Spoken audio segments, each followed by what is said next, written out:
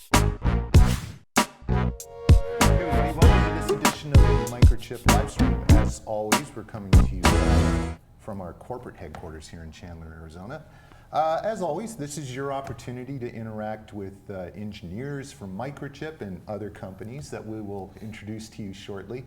This is a very special live stream today. We have some great guests here that we're going to have a great conversation about the Internet of Things, some components that make up your Internet of Things application. Let me just introduce to you who's on our panel here before we go into Matt in the booth. We have Mr. Mark Lee here from Google. We have Jason Tollefson from Microchip's wireless group, and we have Xavier Bignale from Microchip's security products group. But before we get into this, let's go into the booth, talk to Matt, and see how you can interact with us. Hey Mark, yeah, thank you so much. My name is Matt Dickens. I am one of the coordinators and producer of the live stream here, and this is my cohort, Wayne Freeman. How are you doing? Good. How's everyone doing? Good. It's a beautiful Wednesday morning here in Chandler, and we're really excited to talk about all the stuff that we're going to be covering today, a lot of different IoT subjects, some of which I had never even heard the first time myself. So Yes. I'm very excited for everyone that's out there. A couple quick side notes to get us started. If you have any questions throughout the course of the live stream, please feel free to comment in the chat. I see that Jero is already back, so welcome back. Good to see you again. And we, and also we'll be giving out some giveaways. prizes. Yes, Absolutely. We'll be giving away some prizes, some Curiosity Nano boards. This is a new exciting development board that we have about the size of a gum stick. So you'll be wanting to comment and participating, and that's how we're going to pull the winners. Absolutely. And so I think that's good Yeah. for programming notes. Let's hope the internet connection holds out until the end of the show. And what are we going to kick it back to the Why don't you table take here? it away, Mark. Cool. Well, thanks, guys. Before we begin, let's just go through the panel and just have ourselves introduced. Mark, why don't we start with you? Yeah, sure. So good morning, everyone. My name is Mark Lee. I'm an IoT partner manager at Google Cloud, and I focus on working with our partner ecosystem and great folks here at Microchip in order to integrate their devices with our Google Cloud IoT platform. Wonderful. And Jason? Hi, I'm Jason Tollefson. I'm the wireless product line marketing manager. And in our business unit, we're focused on Wi-Fi products, also Bluetooth products, 802.15.4, also known as Zigbee in some circles, and LoRa products, which are long-range products. Wonderful. And Xavier? So I'm Xavier Bignale. I'm the product manager for the secure product group at Microchip. I'm in charge more specifically about the secure element portfolio. So I drive product to market and spend a lot of time on building a lot of educational material for internal and external and customer partner facing content. Awesome, thank you. Now, if you've watched previous live streams before, you may know who I am. If not, I work in Microchip's microcontroller business unit, and what we've done here is we've assembled a panel where we feel that these are key aspects of an Internet of Things system. In fact, all four of these groups have kind of collaborated into a common platform, and we'll talk a little bit more about this later, but this is called the AVR-IoT platform, and it's a really nice way to get up and running with IoT applications. You can literally get connected to the cloud within 30 seconds. We'll show you some of this, but before we begin, or before we talk more about the board, Internet of Things is kind of a word that you're hearing all over the place now. A few years ago it was mechatronics, and everyone seemed to kind of have their own definition of things. But what I'd like to do is just kind of, to help our viewers put things into perspective, how does Microchip and Google kind of see what the Internet of Things is? Mark, do you have any thoughts? Yeah, sure. So when we think about the Internet of Things at Google, we think about the scale of IoT solutions and how to handle all of those different data points from numbers of millions of data points and ingest all that data and create meaningful insight out of it. Okay. So if you can imagine something like a smart city is comprised of multiple different types of IoT solutions like traffic monitoring or smart parking or weather monitoring. Each of these solutions create their own independent data streams, and we think about how to handle millions of different endpoints and also how to create meaningful insight across solution systems that you have. For example, like, wouldn't it be wonderful if you detect, a pollution environment within a smart city, if you could reroute traffic or look across events that are occurring so you can react dynamically across systems of IoT. Right, and I mean, from our perspective, being a microcontroller, from the perspective of our business unit, we're there to sense information, to take analog signals. It could be with the smart city pollution levels. It could be temperature and so on. It can run the gamut. But we need to be able to take that application and keep in mind that we want to keep that low power and all this, but we want to be able to connect with you, the Google Cloud, and there's different ways to do that. Jason, can you talk a little bit about how the Internet of Things relates to the wireless group? Sure. So for us in the wireless group, we're really focused on how do these edge nodes transmit their data to the cloud application, for example. And really, our focus is on that end node. How do we enable more and more end nodes to be able to take advantage of the platform that we have with Google? And really what that comes down for us is ease of use with our products. And the goal is really to deliver for the end user, even our customer's customer, a sense of ease and improved efficiency. Right. So for example, you leave your house in the morning and you wonder, gosh, did I close the garage?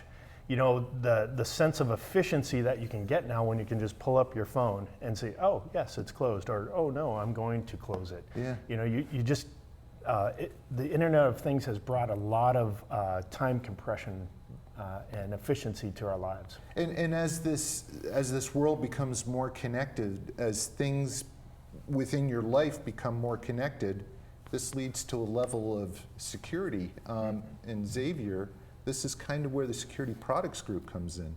Can you talk a little bit about that with the relation to Internet of Things? Yeah, absolutely. So Jason said something very important, the notion of time compression. So what that means, there's now today, if you compare a thermostat back 20, 30 years ago, it was an entity that was on a wall that could see maybe 10, 20 people across its lifetime. Now a thermostat could see millions of people because it's now connected to the internet. Now you see that compression of time and the volume of things that could be connected to a network, the volume of people that have access to this thing.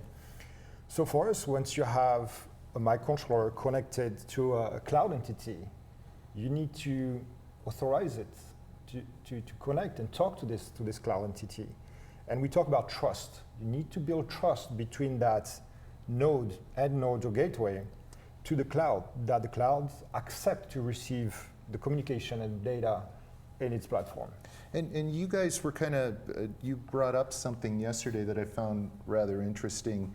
With the IoT application that somebody may want to design, security, you don't realize where you might need it.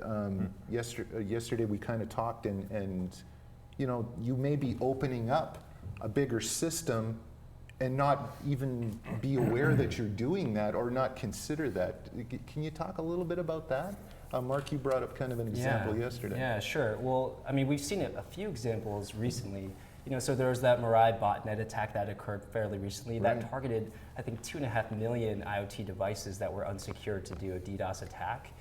We've also seen in the past scenarios where very inconspicuous connected things, like in a casino, connected thermometer within the fish tank was hacked in order to pull data from high roller guests that were there. Wow. So it's absolutely essential to make sure that all of your endpoints are secured and you have like this comprehensive security all throughout the stack, even into the cloud.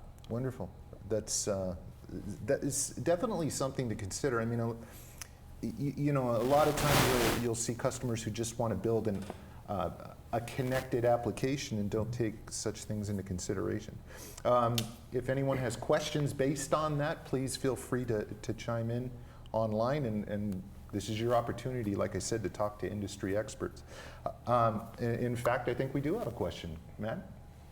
Hey, Mark. Yeah, just a quick programming note. We have several additional guests on our live stream right now, so we just wanted to update them that once again, make sure you guys are asking questions.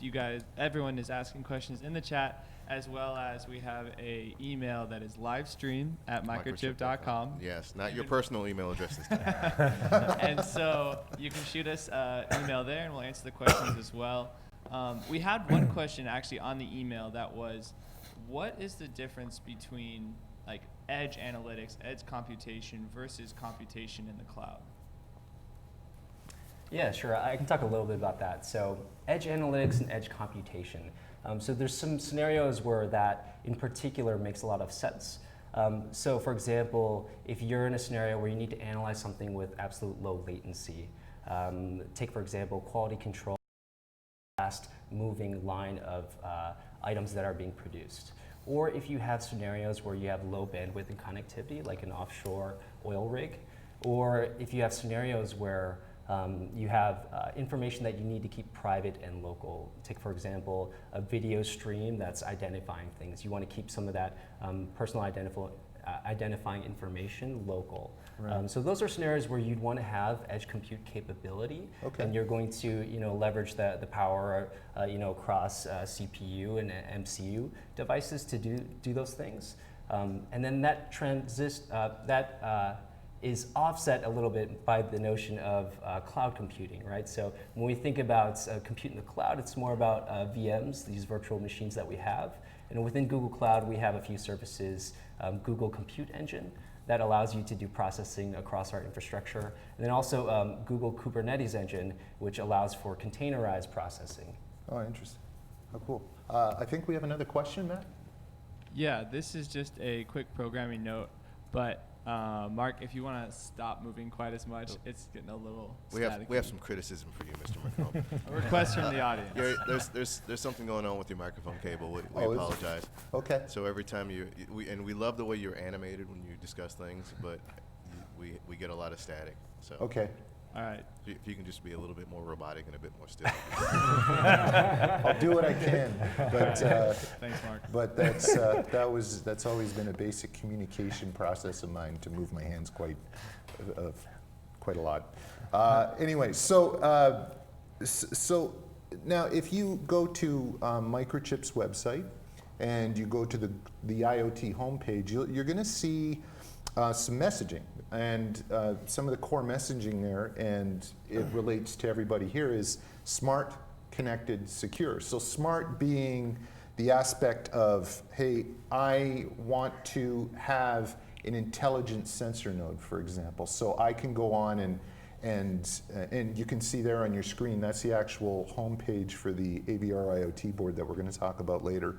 But the smart aspect of it is the ability to take information and process it, maybe locally. As Mark mentioned, you can also take this information and easily upload it to the cloud and have some mechanisms there. So it doesn't necessarily have to take place on your microcontroller, where CPU bandwidth may be limited, and you want to keep this thing as low power as possible.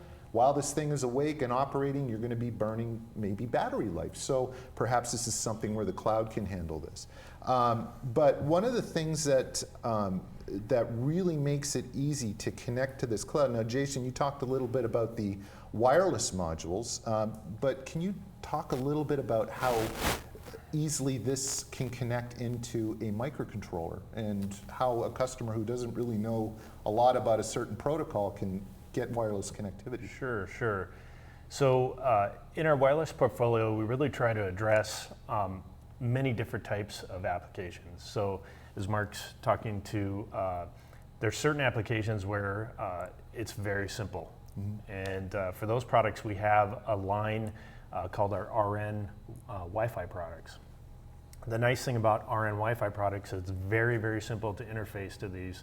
They come in a module format. It's pre-certified with regulatory agencies, so you can literally lay it down onto the application and you inherit those certifications. Yeah, right. So it's a money saver, a time saver, but I think even more meaningful is, if you have a very, very simple application that's using an 8-bit microcontroller, for example, it's a simple set of ASCII commands to talk to this RN module. So it's very easy to get your product online, and then you are opened up to the wealth of what you can do with the cloud platform. Right, and I've used these modules in the past, whether it was for Wi-Fi or Bluetooth, and literally if you go into a tool like the MPLab code configurator, which I'll show everybody again. I mean, if you've watched live streams in the past, you've seen this tool, but we'll bring it up again. But literally, it's connecting a UART peripheral or an SPI peripheral, or even, you know, in some cases with sensors, that Microchip sells an I2C peripheral. And it's very simple communication that uses this common communication protocol that's common across most, if not almost all, microcontrollers. So now this brings up kind of the connectivity aspect of it. There is wired connectivity, there's wireless connectivity, and I'm sure each one has their own inherent security advantages based with those. Can you talk a little bit about that? Sure. You know, security is obviously critical, especially when you go to a wireless product. Wireless products are, you know, available, right? When you have a wired product, you have the advantage of a physical type of security. Right. But with a wireless device, especially Wi-Fi, which is kind of mostly what we're talking about today, there's protocols such as the TLS authentication. And in our products, we have the ability to host that on our module. So the advantage of that is, again, you know, with a lower powered microcontroller, you don't have to integrate that functionality into your application. It's already taken care of for you through the module. The module is running this protocol, it's running the connection, it's running the TLS session. So those things are abstracted away from the application, just making it a lot easier. And for anybody watching who doesn't really know what TLS is, can you give a brief description of what that is? Sure, it's an acronym for Transport Layer Security, but you could think of it this way. Whenever you log your computer into the local Wi-Fi or your phone, you're using a TLS session. Oh, okay. So you're looking for an access point, you find the access point, you enter your credentials, whatever they may be, that's part of that whole transaction. And another acronym customers may come across when dealing with comms is MQTT. Is there an easy explanation of what that is, Mark? Yeah, sure. Thanks for bringing this up, Mark. So MQTT is a message queuing telemetry transport. And it's widely used across IoT devices. Some of the benefits really, it's about publishing topics. So ultimately you have a great use across connected devices where there's minimal bandwidth and also minimal compute. And so we like MQTT because it allows something like a battery-powered device that, say, is being used in like an agricultural IoT solution to have a longer life cycle. And another great reason to kind of talk about MQTT is because when we talk about the data protocols that communicate to cloud, we utilize our product Cloud IoT Core, which has an MQTT and also HTTP bridge to allow those data types to be ingested into our broader array of services. Okay, and I know there's inherent security within the Google Cloud, and we'll talk about that in a second. But Xavier, with the security aspect of this, just with the connection. There's a couple of different ways to enable this security. Can you talk a little bit about that? Yeah, sure. So traditionally in the IoT marketplace, the security has a problem. It's knowledge, right? The lack of knowledge and the lack of skill sets in the industry. So very often what has been happening, and now we do see the trends going into a more security-like practices, security is handled a lot and uniquely by software. And that's where danger is happening. If we look back, we have a graph that we show in a lot of conferences. If we look back at the last 5 years, there's an acceleration of attacks. Yeah, most of them, if not all of them, are often based on Linux, and we start to see them, some of them based on firmware. So if you base your whole security on software, you'll have weak points because the software is an entity that's alive. Right. It changes, right? It has bugs, it has patches. So here's the big example of a hack there. once a company releases a patch, it has to publish it to inform the marketplace, right? Well, you just tell the attacker exactly where to attack. Okay. Now, for us on the embedded side, on the IT side, it takes about a few hours to place a patch across an enterprise level network. For us on the embedded side, in an IoT network across the globe, it'll take more than a few days, maybe a month. Oh, wow. So we've just pointed where to attack in the firmware to the attacker. So what's the solutions we're offering here are hardware-based security solutions, hardware security. And now we start talking about two solutions: software firmware isolation and key isolation. Okay. In two different containers. Those will be the notions we'll be talking about. Okay, cool. I think we have a question from the booth. Yeah, Mark. We are actually just blowing up with questions over here, so Oh, it's good. awesome. Yeah. This first one kind of goes back to what Mark Lee was speaking to earlier, but do we have package support for the MQTT libraries? And if so, where would somebody go to get that package support? Yeah, sure, that's a great question. So right now, generally for getting support, you could try to get yourself an MQTT client. We are also working on package supports, and there will be a little bit more to follow for you all coming in the future of that. But I would say also, we love our collaborations with the Microchip team here, for example, on the AVR-IoT board, which essentially does all of the connecting for you and makes it very simple. And I know we'll touch into a demo on that a little bit later on. And if you have any other questions about getting support across our IoT platform too, I'd highly encourage you to check out cloud.google.com/IoT. And there's a lot of documentation that we have available to provide you that support that you need. Excellent. And I actually have that website open here. If I can, so if you take a look here, that's the page. Yeah, there it is. Yeah, so if you scroll through this page, you can get examples, a little bit about use cases that we're thinking about.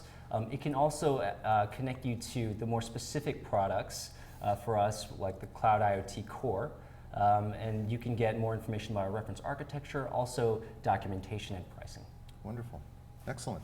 Okay, so since we're talking about the cloud, now I know you have a few slides here. Can we jump into those? Yeah, sure. And just kind of give a bit more of an overview of what this is. Let me fire this up in presentation mode here.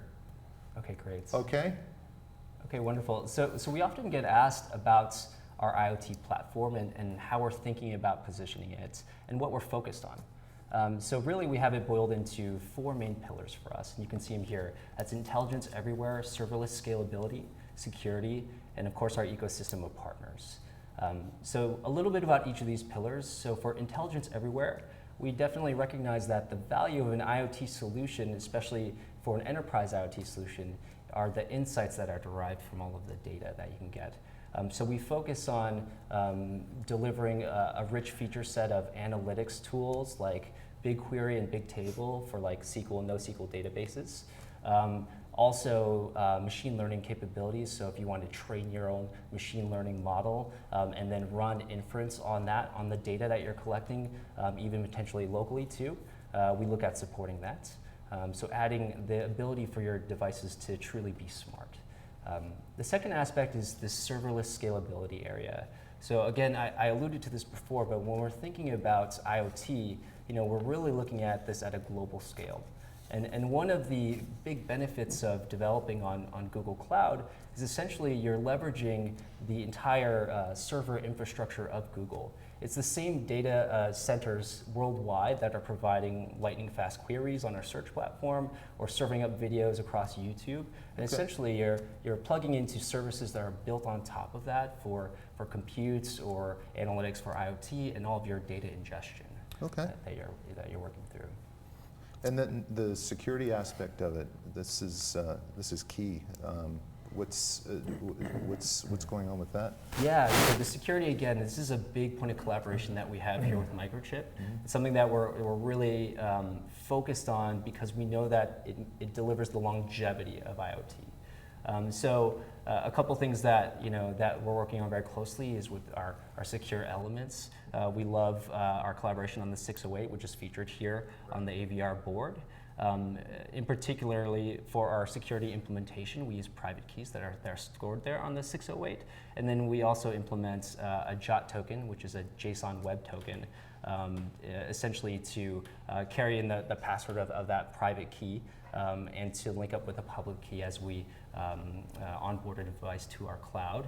And that's paired with a TLS session, which results in the same level of security as a mutual TLS, but with a lot lower footprint that matches for an MCU. Okay.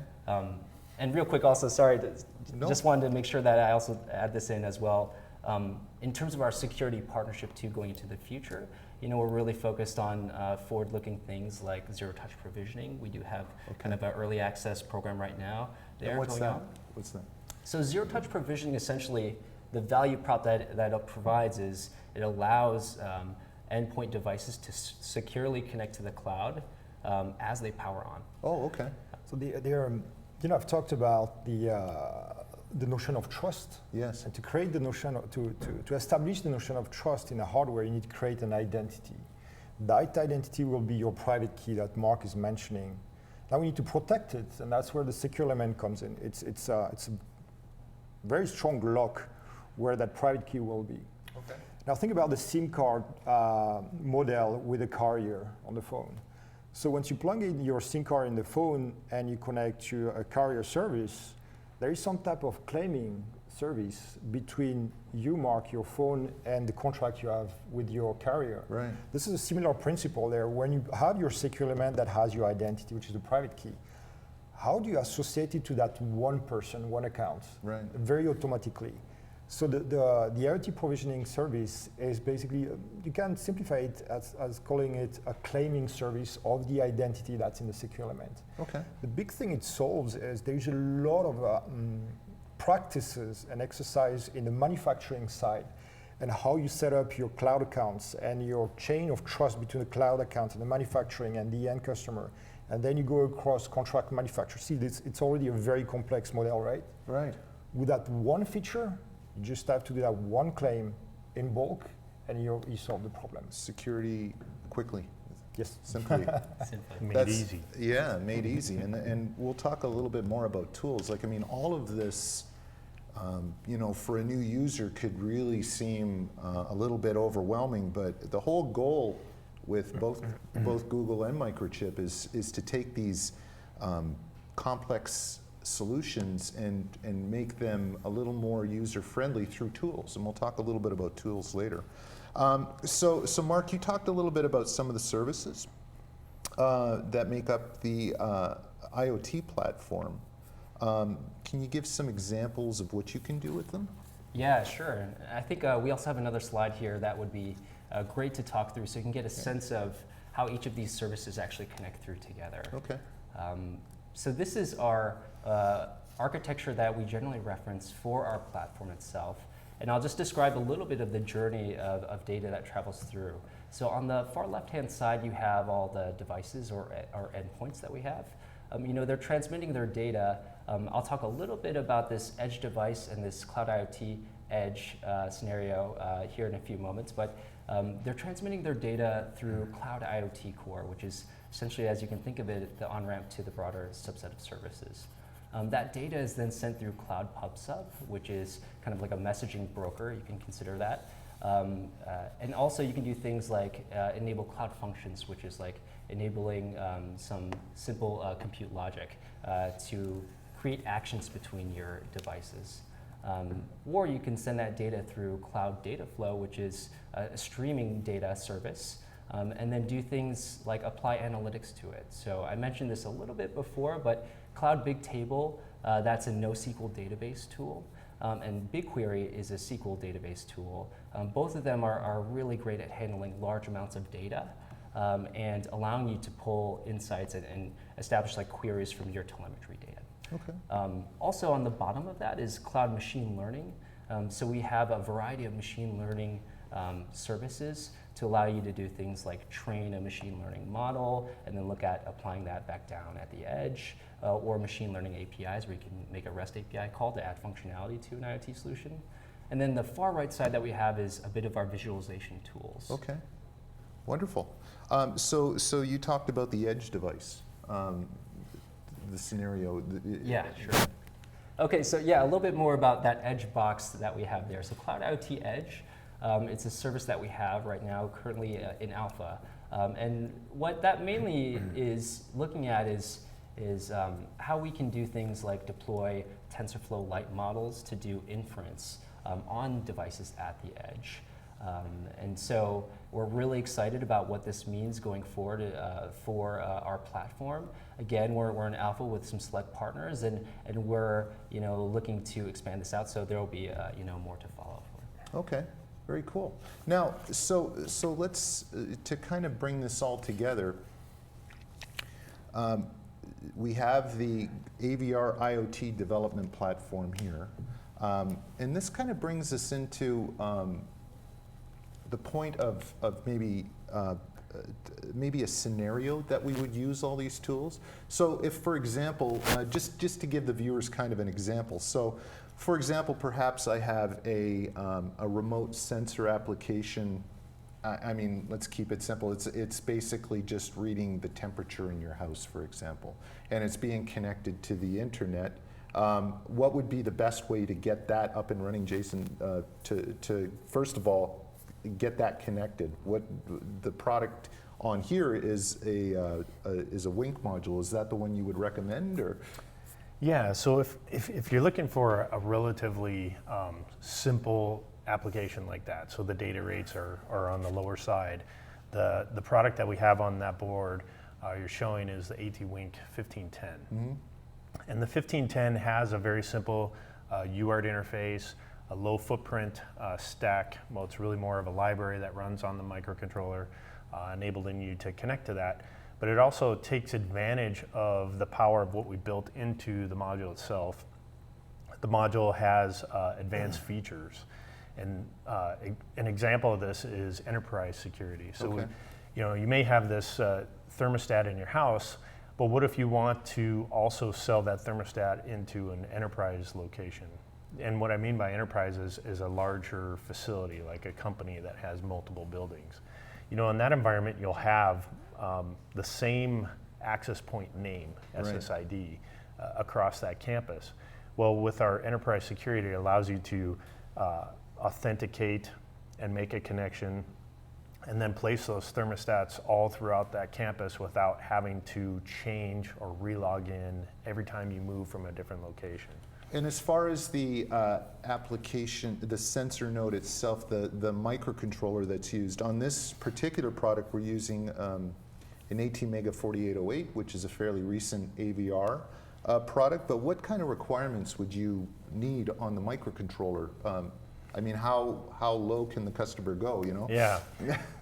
Well, I was mentioning before about RM products. That is as low as you can go. On the 1500, it's a little more powerful because it has another feature that we haven't talked about, which is what we call host file download. Okay. So we've been talking a little bit about security and the potential for the need for patches.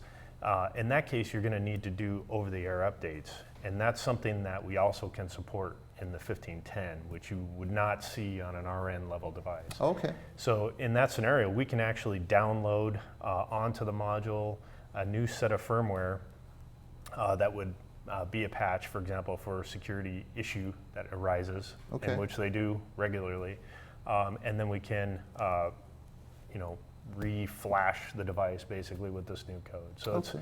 it's an advantage. So it's a little higher footprint because of those additional features that we bring on that device. Okay. And so now, Xavier, with the module that's on the secure, so that's the wireless element that's on this board. Now, the secure element is the ATECC 608. And so as far as that module goes, what do you need on the microcontroller end of things to get this up and running? So really, the secure element portfolio comes with a library, Okay. which we call RTOS library. It has a hardware abstraction layers within the library, and that's what allows the low-level commands to happen between the microcontroller and the secure elements over I2C or Okay. single wires. The two options are available. Okay. And so now we've got this data, we've securely connected to the the Google Cloud. So run us through a scenario how you could maybe repurpose that data within the cloud or analyze it. So, for example, you're transmitting maybe some of the sensor data like temperature data or light data. You could take this as maybe like creating a connected thermostat, and that data that you have, that is time series and sent through IoT Core, again, to the similar structure that I talked about before, and populating into an analytics tool like BigQuery. You can capture all of the sensor data over time that it's being recorded, and then start to make queries of like, hey, when did it go beyond these bounds that we want to set? When was it too cold or too hot? And then you can do things like maybe we need to, from there, trigger on the air conditioning or trigger on the heat. Okay. So that's how you can kind of build a larger subset of a solution. Wonderful. Now, so this kind of leads me into the next thing. So we've talked a little bit about some of the tools, but ultimately, and the ease of use with this. So ultimately, we want to make sure that you folks watching, if you want to do your own IoT application, we need you to understand this is super easy to get started with. In fact, the topic of this live stream was 4 key components that make up an IoT system. Mark talked about 4 pillars for the IoT cloud. When we're talking about the 4 components, we're talking smart, connected, secure. We covered those. The 4th magic component, I guess you could call it, is the ease of use of the development tools. So what I'd like to do is, the whole reason we're here together is this little board here, this Google, or this AVR-IoT board. So what I'd like to do is just kind of walk you through a little bit about it, and then maybe show you some of the tools that you can use. I don't know if you want to catch the board here just to get a good view of what we're talking about here. And I can give an overview and point out some things. And Hey there. hey. Sorry, we're having a bit of a conversation back here. Oh, that's okay. Completely not listening to you. Guys, before we get into this too, I also noticed that there's a question. Maybe we could talk to that. So we actually have a couple of questions. Okay. And this kind of speaks to some of the things that you've already said, but I believe it's, look over here, it's Cedric asked the question. Kind of sums up what we kind of normally see, and I think it may make sense to at least to kind of recap some of the things. He says, and I'll read it correctly, I'm building an IoT system, and my company is really concerned about security. My question is, what should I do or consider in order to get the system secured? So this is kind of it covers a few of the things that you've already talked about, but I think maybe we can just kind of toss it back to the panel. It's helpful to go through this again. Yeah, sure. And kind of get through the key items there. It'd be great, and then I'll ask you another question when we get back to the booth. Okay. Can pick that up if you want to. Sure, please. If you want to Yeah, on that. Yeah. So you need to implement security. It's a big question. It's a very big question. So you have, it's a very long discussion too. So to keep it simple, you have a couple of practices you want to put in place, right? You have to talk about, you have to implement a correct authentication strategy. You have to prove integrity of the data from one source to the other, and you have to ensure confidentiality. So confidentiality, if I vulgarize the terms, again, it depends on the type of wireless technologies you're using. What are you doing at the software level? Are you in a Linux, non-Linux environment? And then you can go down to a ton of directions. But if you have those 3 basics, integrity, confidentiality, authentication, you're going to have already good practices in place. What I've talked about was the source of security is authentication. You need to build that trust to authenticate and trust the system. Once you trust it, then you can use encryption over the data to pass the data from point A to point B. And integrity, I think that's where the cloud services are kicking in. Yeah, certainly. And again, great points. Things like utilizing a secure element, so you establish that trust at the edge, and then the process that we have for making sure that data is secure all the way to the cloud. But even also, the recommendation is use a cloud service provider for your data storage. For example, in Google Cloud, data is secured in rest and in transit as well. We ensure that We have all of our ISO certifications, and we're compliant in different sort of use models, like HIPAA compliance or FedRAMP. So if you go with like a cloud service provider like Google, we're going to take care of that security aspect for you, where your data is going to reside and going to be pooled. Very cool.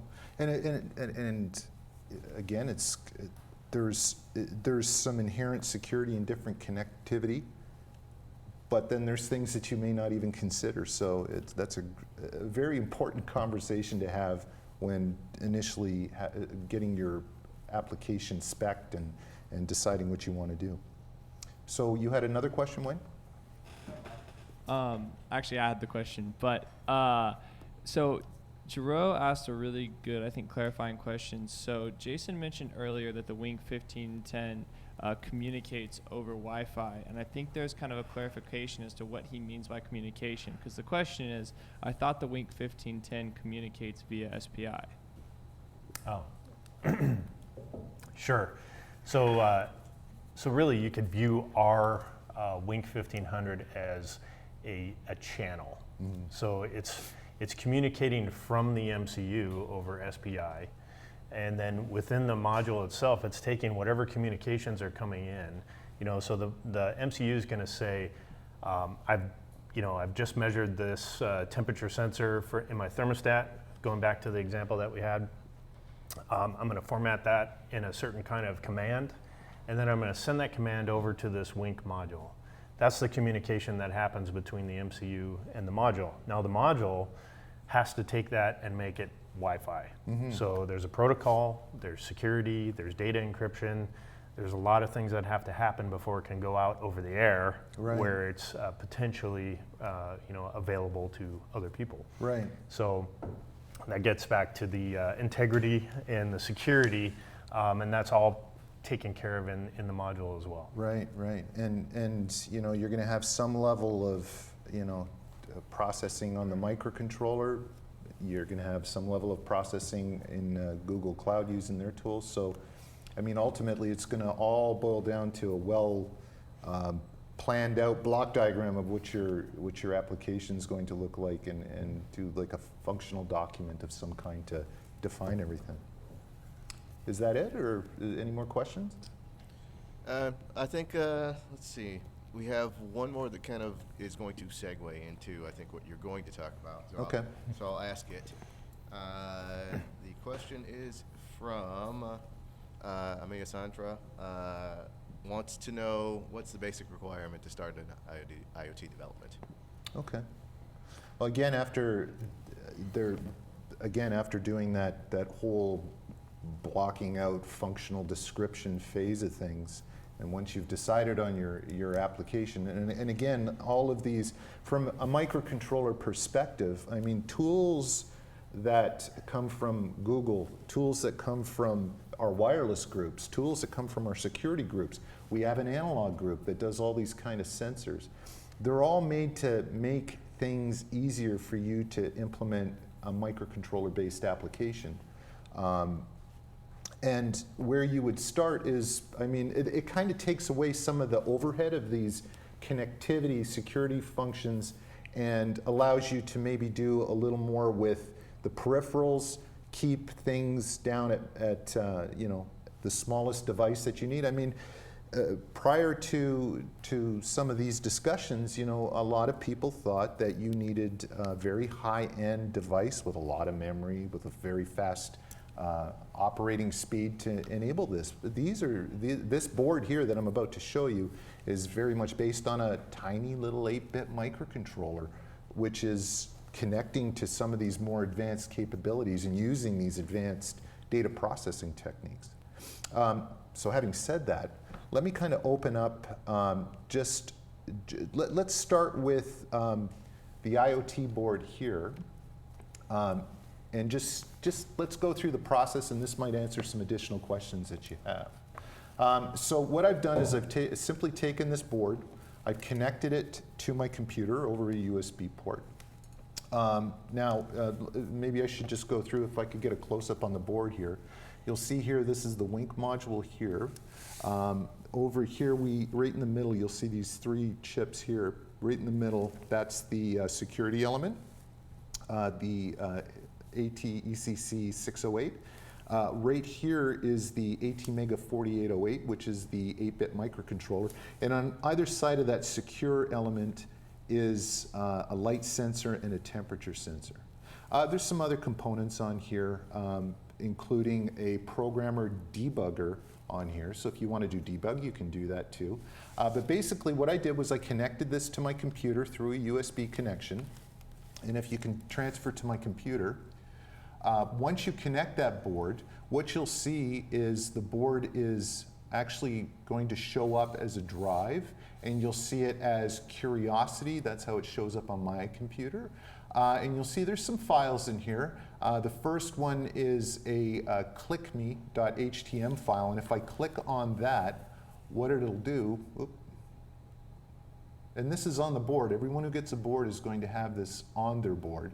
And what that does is it connects, literally you see how fast this is connecting. And now I'm reading information off the board. We say 30 seconds, that was less than 30 seconds, and I'm already transmitting data. Now, the other aspect of this is, and I'm just putting my finger over the sensor, so you'll see the temperature rise and the light levels go down. Now, when you first connect, what you'll need to do is actually provide your SSID, so what's the network you're connecting to and a password, and you'll download a file for that, and you'll just drag and drop that onto your board, and then the next time you connect, you'll be able to see this sensor interface. So now, if we want to see some of the other aspects on here, if you scroll down through the page, you'll see that there's an overview on the board itself. You'll have links to the security elements, so the 608A page. There's connectivity links here, so if you want to go to the Wink modules homepage and so on. If you need some extra help, you actually have some links down here and so on. The latest firmware update, if you download that, then that'll be in the form of a zip file and you'll be able to update your board. Always check with this because we'll make improvements along the way to the code. But in order to see this within the tools inside of Microchip anyway, we have some tools that you can use here. So first of all, customers may be familiar with with START. So if you go to our START ecosystem, which has been around for a while, and this is just a graphical way to program your microcontroller, and again, keep it at a very high level.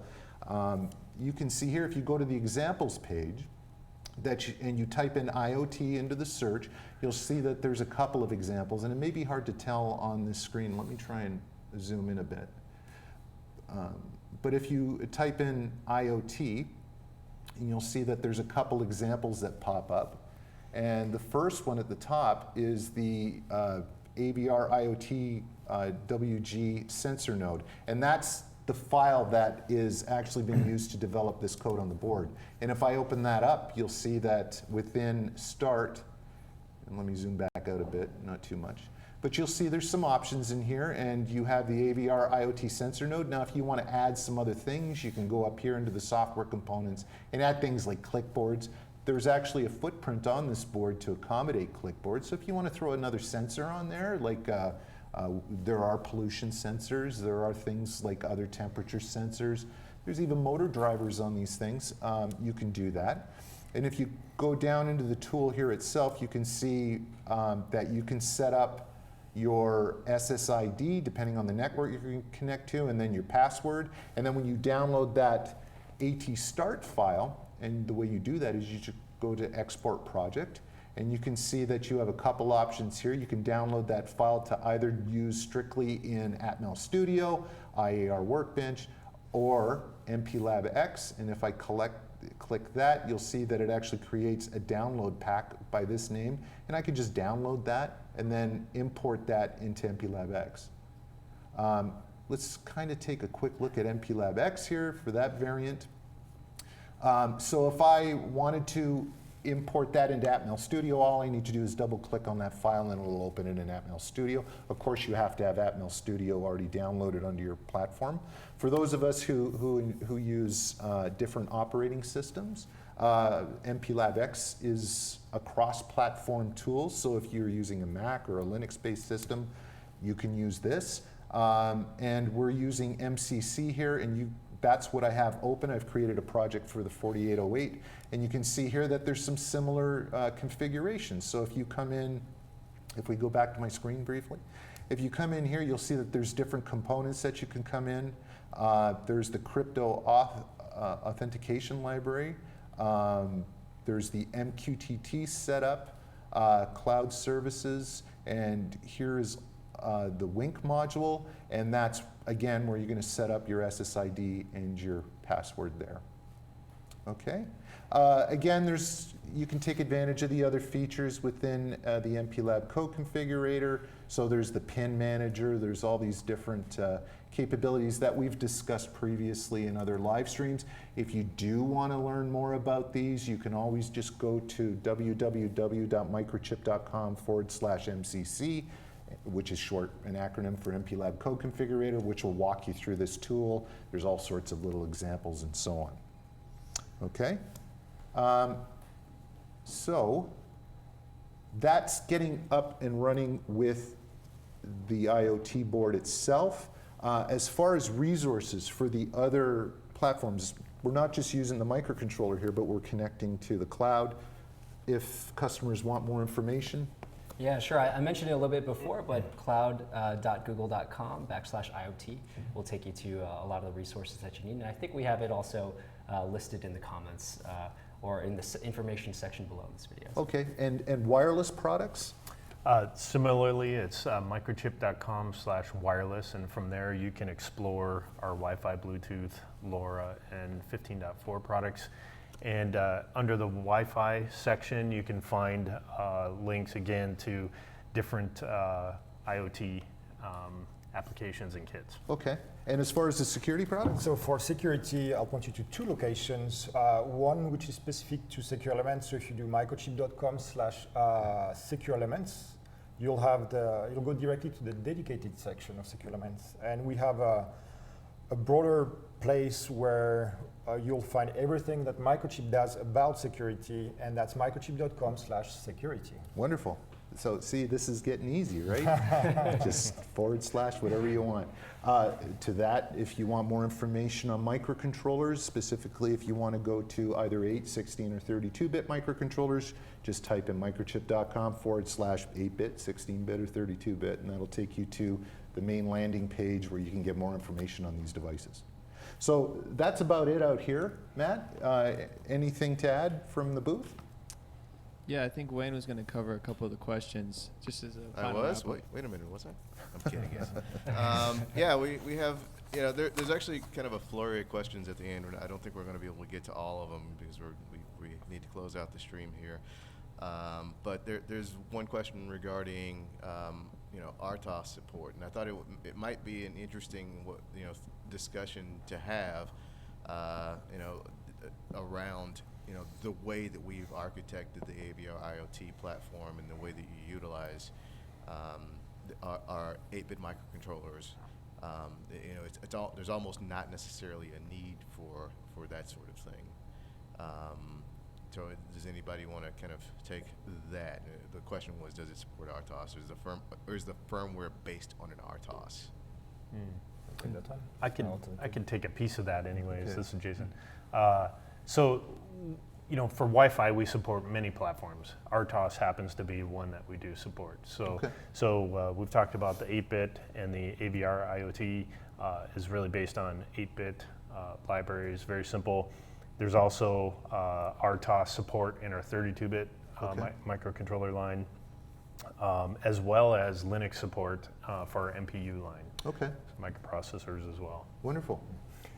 I can extend to that. Okay. On the RTOS side, I think the whole point of the session was, and that's actually the misconception, right, that we've been trying to address during this hour, where RTOSs will lead to naturally larger microcontrollers, right? What we're showing here is actually, you don't necessarily need to go down that road. A huge amount of IoT use cases don't need that extra processing that is taxing on the cost of the bill of material, right? So this little AVR-IoT, you don't necessarily need that, and you will achieve at least the most basic function that you need for IoT. Right. You got to keep that in mind. Exactly, and I mean, Microchip, again, We sell everything from 8 to 32-bit, and that the whole goal is just to give you the option to choose the best device for your application. Cool. Cool. One more. Okay.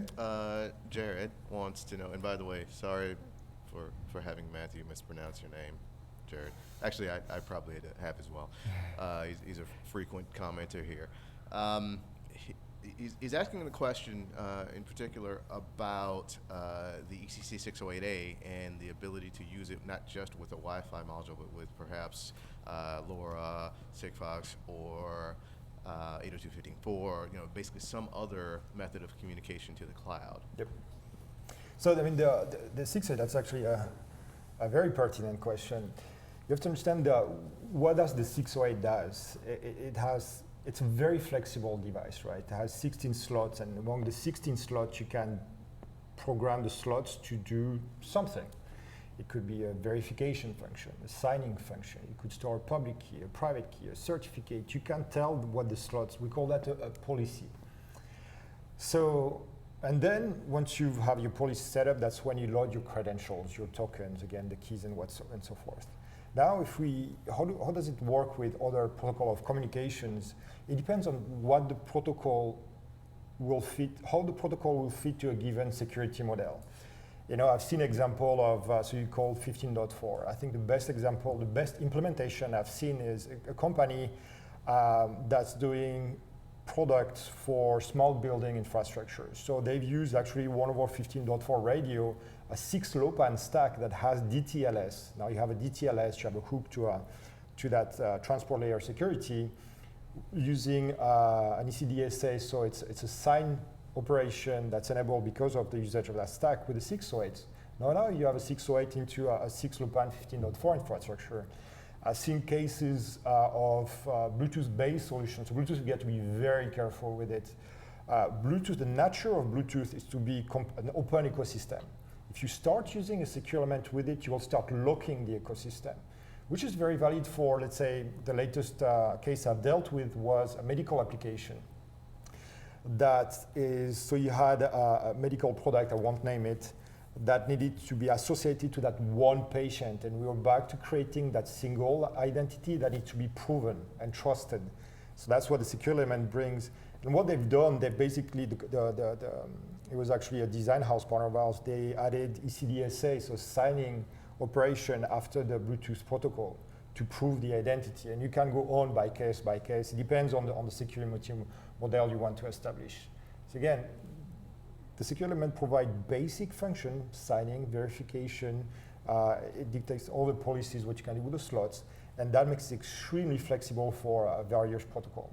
We've talked about Wi-Fi, gave an example about Bluetooth, gave an example about 15.4, LoRa. Stay tuned, that's all I can tell you. Ooh. Thank you. Yeah, thanks, Xavier. That was a really, really good explanation. Now's my favorite time of the day, second to learn all this valuable information, but it is the giveaway time. So I'm going to read these names off. As Wayne mentioned before, I will probably say it wrong. I think I've given him a complex give me now. some I'm grace. sorry. But and you're going to just shoot me an email at livestream@microchip.com, and I'll need your first and last name, the mailing address that you'd like me to send the board to, as well as your phone number. That's just one of the things that FedEx uses to identify who they'll be sending it to.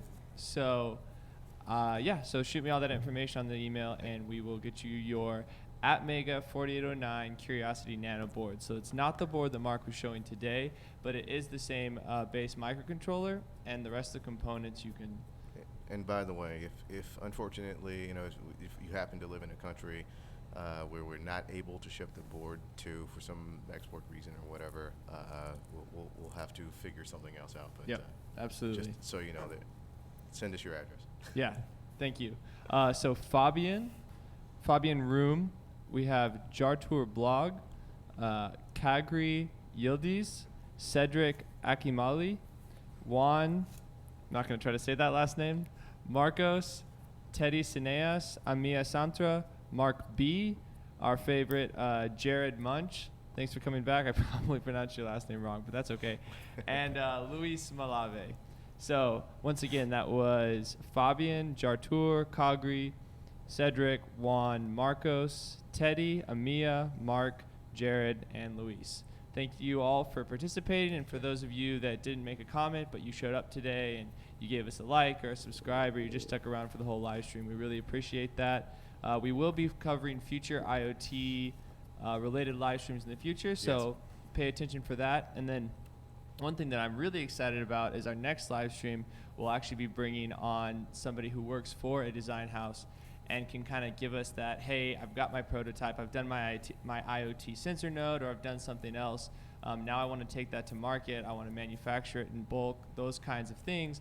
How do I get started with that? And so if you ever wanted to know how to work with a design partner to get your idea to production, this is a great opportunity. It's going to be don't want to in miss December. it. Yeah. So thank you. Look forward to that. And Mark, why don't you take us out?